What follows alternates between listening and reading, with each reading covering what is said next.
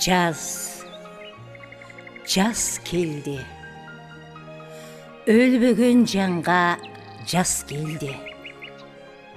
Жаз келгенде бактар ачат аппак кызыл гүлдөрүн.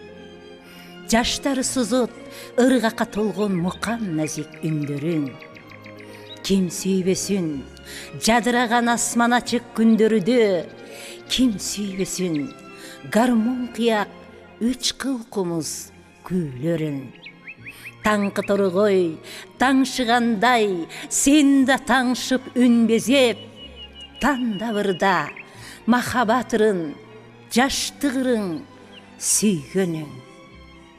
Жаз келди. Жакында бүчүр түйгөн өрүктөр гүлүн ачып, жашоонун жаңы барагы ачылат.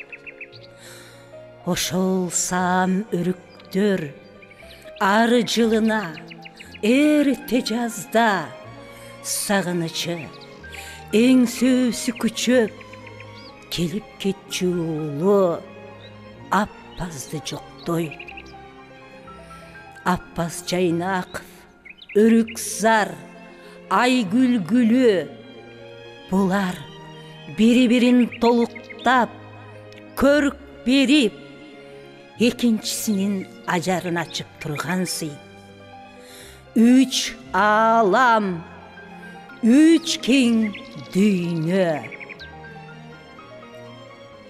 Аз күндө Өрүкзар гүлүн ачат. Бирок аны аралап, Өрүкзарга кетели деп ырдап жүргөн Аппаз жок. Жакында гүлдөрдүн ханышасы болгон Айгүл гүлү гүлдөйт. Бирок кып-кызыл болгон гүлдөрдүн арасында Айгүл тоого деген ырын шаңшыта ырдап, гүлдүн көркүн көкөлөткөн Аппаз жок.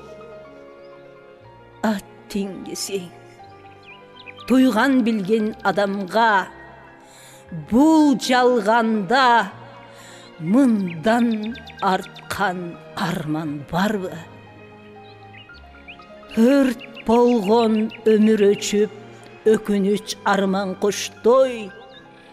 Өксүгөн өңдөн өчкөн Өрүкзар уулун жоктойт. Өрүкзар уулун жоктойт.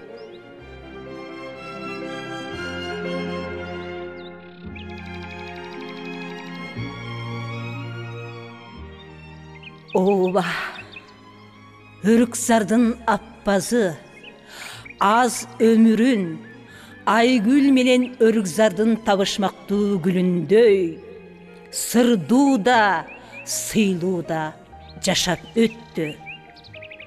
Өз ырыларынан өзүнө эстелик тургузуп кетти. Себеби Аппаздын ырылары түбөлүктүү, өчпөс ырылар. Чыгармаларынын өмүрү узун.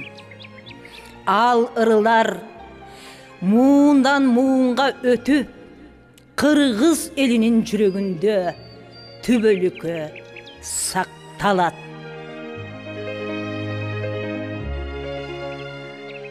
Ырың менен жан дүйнөңө жар салып, ырчылардын аштың далай бактысын, ыр дүйнөгө ырас келдиң, бап келдиң, ыр дүйнөгө жаңы кайрык алып келдиң. Баткен сенин атак даңкың чыгарса, сен чыгардың атак даңкын Баткендин. Баткен сенин атак даңкың чыгарса, сен чыгардың атак даңкын Баткендин.